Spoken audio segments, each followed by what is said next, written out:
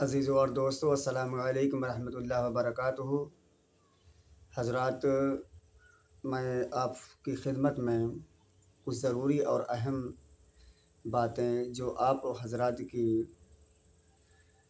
ذہن سے ہو سکتا ہے دور ہو اور جان کر بھی آپ حضرات انجان بنے ہوئے ہوں، تو اسے آگاہ کرنے کی کوشش میں کر رہا ہوں۔ اللہ تبارک و تعالیٰ اس کوشش کو کامیاب کرے۔ تو آئیے شروع کرتے ہیں۔ بسم اللہ الرحمن الرحیم۔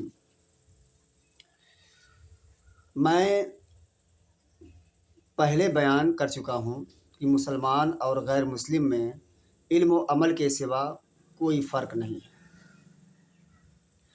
اگر کسی شخص کا علم اور عمل ویسا ہی ہے جیسا کافر کا ہے اور وہ اپنے آپ کو مسلمان کہتا ہے تو بالکل جھوٹ کہتا ہے۔ غیر مسلم قرآن کو نہیں پڑھتا اور نہیں جانتا اس میں کیا لکھا ہوا ہے۔ یہی حال اگر مسلمان کا بھی ہو تو وہ مسلمان کیوں کہلائے گا؟ غیر مسلم نہیں جانتا کہ رسول اللہ صلی اللہ علیہ وسلم کی تعلیم کیا ہے اور آپ نے خدا تک پہنچنے کا سیدھا راستہ کیا بتایا ہے۔ اگر مسلمان بھی اسی طرح ناواقف ہو تو وہ مسلمان کیسے ہوا؟ غیر مسلم خدا کی مرضی پر چلنے کے بجائے اپنی مرضی پر چلتا ہے۔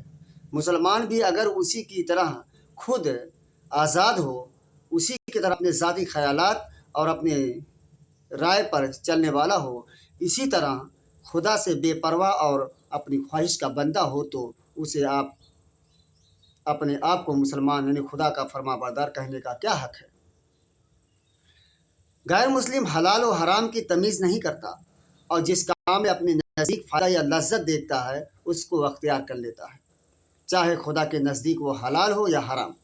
یہی رویہ اگر مسلمان کا ہو تو اس میں اور غیر مسلم میں کیا فرق ہوا؟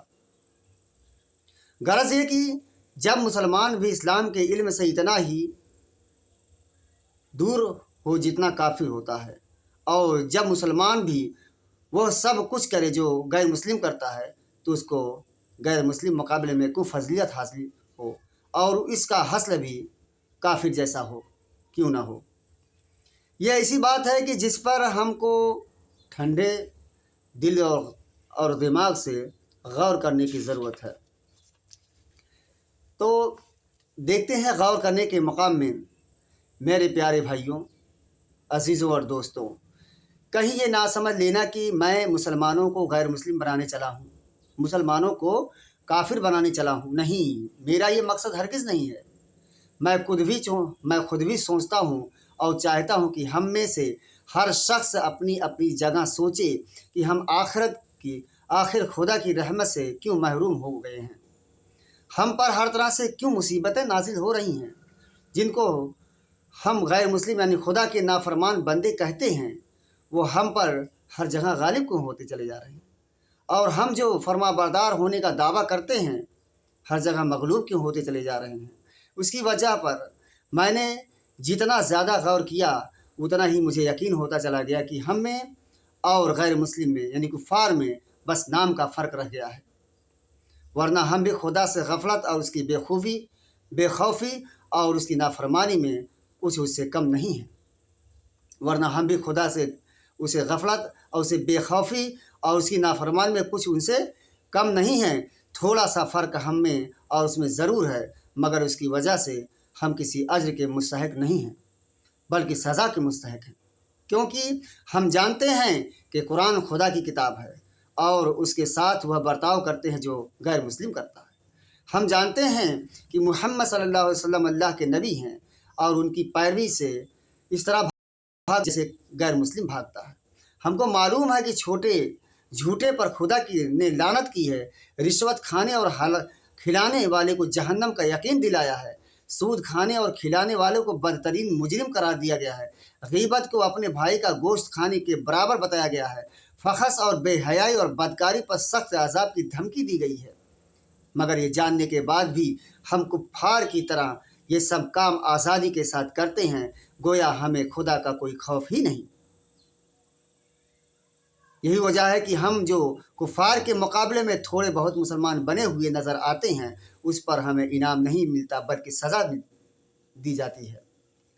कुफ़ार का हम पर हुक्मरान होना, हर जगह हमारा ज़क उठाना, इसी जुर्म की सज़ा है। हमें इस्लाम की नेमत दी गई है और फिर हमने इस कदर ना की। हमें इस्लाम की नेमत तो दी गई, लेकिन हमने इसकी कदर ना की।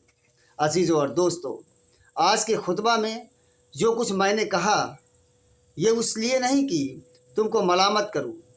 मैं मलामत करने नहीं उठा हूं। मेरा मकसद ये है कि जो कुछ खोया गया है उसको फिर से हासिल करने की फ़िक्र की जाए। खोए हुए को पाने की फ़िक्र उसी वक्त होती है जब इंसान को मालूम हो कि उसके पास से क्या चीज़ खो गई है और वो कैसी कीमती चीज़ है। इसीलिए मैं तुमको चौंकाने की कोशिश करता हूँ। अगर तुमको होश आ जाए और तुम समझ लो कि हकीकत में बहुत कीमती चीज़ जो तुम्हारे पास थी, तो तुम फिर से उसके हासिल करने की फ़िक्र करोगे इंशाअल्लाह। हुसूल इल्म की फ़िक्र। मैंने पिछले खुतबा में तुमसे कहा था, मुसलमान को मुसलमान होने के लिए सबसे पहले जिस चीज़ की ज़रूरत है वह इस्लाम का इल्म है। हर मुसलमान को मालूम होना चाहिए कि कुरान की तालीम क्या है, रसूल पाक सल्लल्लाहु अलैहि वसल्लम का तरीक़ा क्या है, इस्लाम किसको कहते हैं और कुफ्र व इस्लाम में असली फ़र्क किन बातों की वजह से है। इस इल्म के बगैर कोई शख्स मुसलमान नहीं हो सकता। मगर अफसोस है तुम इसी इल्म को हासिल करने की फ़िक्र नहीं करते। इससे मालूम होता है कि अभी तक तुमको एहसास नहीं हुआ कि तुम कितनी बड़ी नेमत से महरूम हो। मेरे भाइयों, माँ अपने बच्चे को दूध भी उस वक्त तक नहीं देती जब तक वो रोकर मांगता नहीं। प्यासे को जब प्यास लगती है तो वो खुद पानी ढूंढता है और खुदा उसके लिए पानी पैदा भी करता है। जब तुम खुद ही प्यास ना हो तो पानी से भरा हुआ कुआं भी तुम्हारे पास आ जाए तो बेकार है। पहले तुमको खुद समझना चाहिए कि दीन से नावाकिफ रहने में तुम्हारा कितना बड़ा नुकसान है। खुदा की किताब तुम्हारे पास मौजूद है, मगर तुम नहीं जानते कि उसमें क्या लिखा है। उससे ज़्यादा नुकसान की बात और क्या हो सकती है। नमाज तो तुम पढ़ते हो, मगर तुम्हें नहीं मालूम कि इस नमाज में तुम अपने खुदा के सामने क्या अर्ज कर रहे हो। इससे बढ़कर और क्या नुकसान हो सकता है। कलमा जिसके ज़रिए से तुम इस्लाम में दाखिल होते हो, तो उसके माना तक तुमको नहीं मालूम है और तुम नहीं जानते कि इस कलमा को पढ़ने के साथ ही तुम पर क्या जिम्मेदारियां आयद होती हैं। एक मुसलमान के लिए क्या उससे भी बढ़कर कोई नुकसान हो सकता है। खेती के जल जाने का नुकसान तुमको मालूम है, रोज़गार ना मिलने का नुकसान तुमको मालूम है, अपने माल के ज़ाया हो जाने का नुकसान तुमको मालूम है, मगर इस्लाम से नावाकिफ़ होने का नुकसान तुम्हें मालूम नहीं। जब तुमको इस नुकसान का एहसास होगा तो तुम खुद आकर कहोगे कि हमें इस नुकसान से बचाओ। और जब तुम खुद कहोगे तो इंशाअल्लाह ताला तुम्हें इस नुकसान से बचाने का भी इंतज़ाम हो जाएगा। हजरात, सोचने की बातें। बिरादरान इस्लाम, दुनिया में इस वक्त मुसलमान खुशकिस्मत लोग हैं जिसके पास अल्लाह का कलाम बिल्कुल महफूज है। तमाम तारीफ़ात से पाक ठीक उन्हीं अल्फाज में मौजूद है जिन अल्फाज में वो अल्लाह के रसूल बरहक पर उतरा था। और दुनिया में उस वक्त तक मुसलमान ही वह बदकिस्मत लोग हैं जो अपने पास अल्लाह का कलाम रखते हैं और फिर भी उसकी बरकतों और बेहद हिसाब नेमतों से महरूम है। कुरान उनके पास इसलिए भेजा गया था कि उसको पढ़ें, समझें, उसके मुताबिक अमल करें और उसको लेकर खुदा की ज़मीन पर खुदा के कानून की हुकूमत कायम करें। वह उनको इज़्ज़त व ताकत बख्शने आया था। वह उन्हें ज़मीन पर खुदा का असली खलीफा बनाने आया था। और तारीख़ गवाह है कि जब उन्होंने इसकी हिदायत के मुताबिक अमल किया तो उसने उनको दुनिया का इमाम और पेशवा बनाकर भी दिखा दिया। मगर अब उनके यहाँ इसका मसरफ़ इसके सिवा कुछ नहीं रहा कि घर में उसको रख कर जिन भूत भगाएं।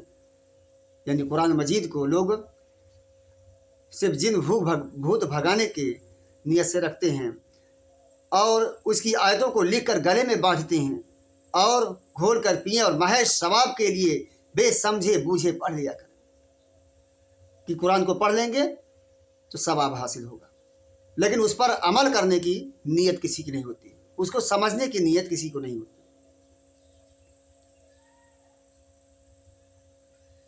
अब ये उससे अपनी ज़िंदगी के मामलात में हिदायत नहीं मांगते, यानी कुरान से हमें अपनी ज़िंदगी के मामलात की हिदायत उसमें से ढूंढनी चाहिए कि हमारी ज़िंदगी में क्या चीज़ होनी चाहिए, हम जो कर रहे हैं वो सही है गलत है, और हमें रास्ता सिर्फ कुरान ही दिखा सकता है। हमें कुरान से ही रास्ता पूछना चाहिए,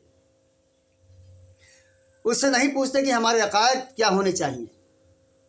हम सिर्फ कुरान पढ़ लेते हैं, लेकिन हम ये नहीं सोचते, हम नहीं ढूंढते कि हमारे अकीदा, हमारे तौर तरीके कैसे होने चाहिए, हमारे अमाल क्या होने चाहिए,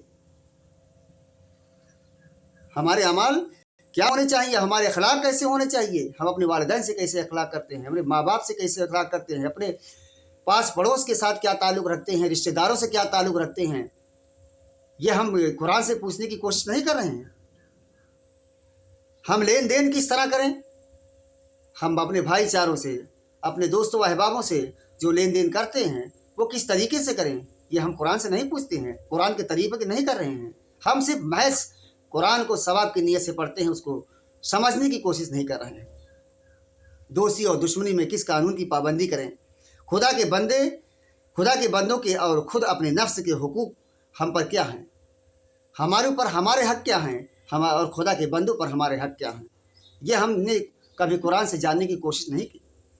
और उन्हें हम किस तरह अदा करें, हमारे लिए हक़ क्या है और बातिल क्या है, इताअत हमें किसकी करनी चाहिए और नाफरमानी किसकी करनी चाहिए, ताल्लुक़ किससे रखना चाहिए और किससे ना रखना चाहिए, हमारा दोस्त कौन है और दुश्मन कौन है, हमारे लिए इज़्ज़त और फलाह और नफ़ा किस चीज़ में है, और ज़िल्लत और नामुरादी और नुकसान किस चीज़ में है। ये सारी बातें अब मुसलमानों ने कुरान से पूछनी छोड़ दी। अगर मुसलमान ये सारी बातें कुरान से पूछना शुरू कर दें और तो उन्हें सीधा राह मिल जाए और सही तरीके से अपनी ज़िंदगी बसर करने का तरीका मिल जाए। अब ये गैर मुस्लिमों और मुश्रिकों से, गुमराह और खुद गरज लोगों से और ख़ुद अपने नफ्स के शैतान से इन बातों को पूछते हैं और उन्हीं के कहे पर चलते हैं। इसलिए खुदा को छोड़कर दूसरों के हुक्म पर चलने का जो अंजाम होना चाहिए वही उनका हुआ, और उसी को ये आज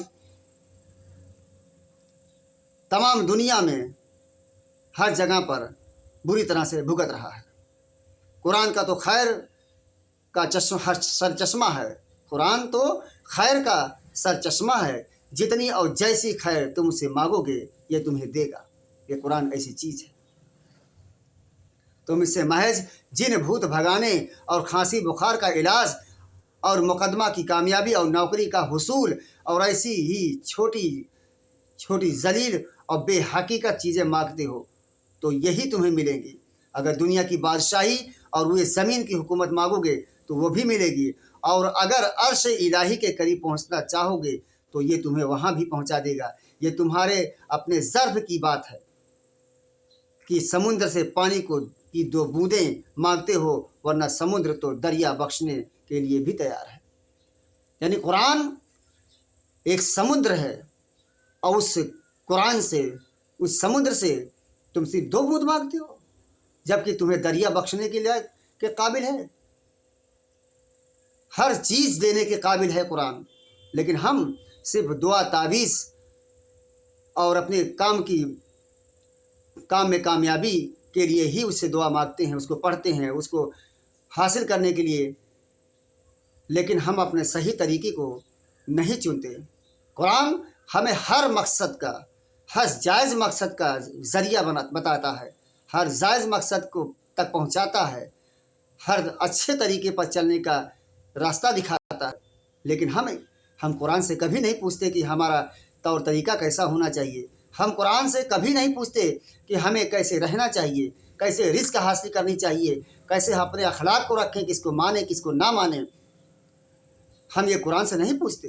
बस हमें बुखार आ गया, चले गए मौलवी साहब के पास, हजरत हमको बुखार है, दुआ कर दीजिए। बच्चा रो रहा है तो बच्चे को लेकर चले गए कुरान मतलब किसी मौलवी के पास कि बच्चा रो रहा है, दुआ कर दीजिए, ताबीज़ बना दीजिए। हमारा मकसद कुरान का सिर्फ यही रह गया है। हम कितने गिर गए हैं, हम इसलिए मुसलमान बना के दुनिया में भेजे गए हैं।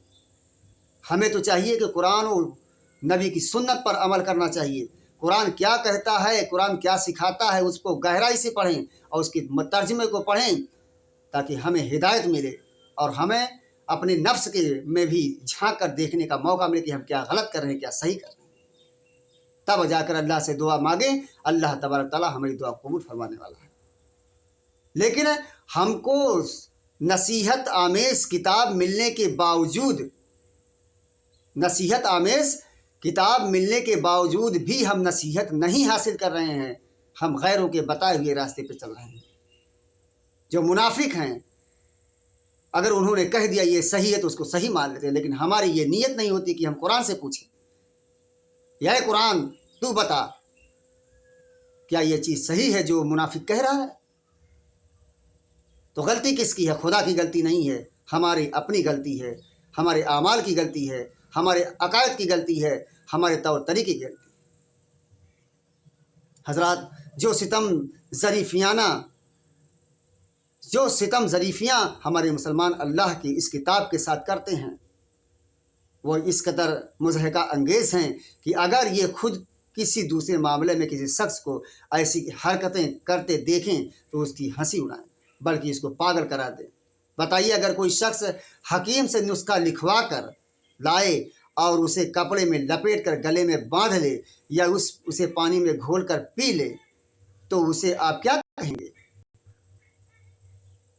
کیا آپ کو اس پر ہنسی نہ آئے گی کہ نسخہ لکھوا کر لایا ہے تو دوا خرید کے لانی چاہیے، تو اس نسخے کو گلے میں کاغذ بنا کے پہن لیا ہے تو اس پر ہنسی تو آئے گی۔ اسی طریقے سے اللہ نے تمہیں زندگی گزارنے کا، دنیا اور آخرت میں کامیابی کا ایک بہت بڑا نسخہ عطا فرما دیا ہے، اور ہم صرف اس کو صرف ثواب کی نیت سے پڑھتے ہیں، ہم اپنے ضرورتوں کو پورا کرنے کے لیے استعمال کرتے ہیں، نہ کہ اس پر پوری طرح سے عمل کرنے کی کوشش کرتے ہیں، تو یہ ہنسی کی بات نہیں ہے۔ اور آپ کے اس بیوقوف، آپ اسے بیوقوف نہ سمجھیں گے، مگر سب سے بڑے حکیم نے آپ کے امراض کے لیے شفا اور رحمت کا جو بے نظیر نسخہ لکھ کر دیا ہے، اس کے ساتھ یعنی بے نظیر نسخہ یعنی سب سے بڑا حکیم یعنی اللہ، اور بے نظیر نسخہ وہ نسخہ ہے جو قرآن پاک ہے۔ اس کے ساتھ آپ اس کے آنکھوں کے سامنے رات دن یہی سلوک ہو رہا ہے اور کسی کی اس پر ہنسی نہیں آتی۔ کوئی نہیں سوچتا کہ نسخہ گلے میں لٹکانے اور گھول کر پینے کی چیز نہیں، بلکہ اس لیے ہوتا ہے کہ اس کی ہدایت کے مطابق دوا استعمال کی جائے۔ والحمدللہ رب العالمین۔